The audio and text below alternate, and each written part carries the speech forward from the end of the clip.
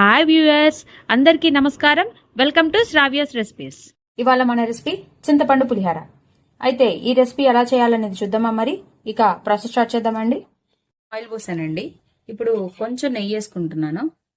కొంచెం చాలండి, కావాలంటే లాస్ట్లో మళ్ళీ వేసుకోవచ్చు ఆ నెయ్యి. ఇప్పుడు ఆయిల్ వేడెక్కగానే ఈలోగా మనం చింతపండు పులుసు రెడీ చేసుకుందామండి. నేను ఒక నిమ్మకాయ సైజ్ అంతా చింతపండు తీసుకొని ఇట్లా పులుసు చేసుకున్నానండి. చిక్కగా తీసుకున్నాను.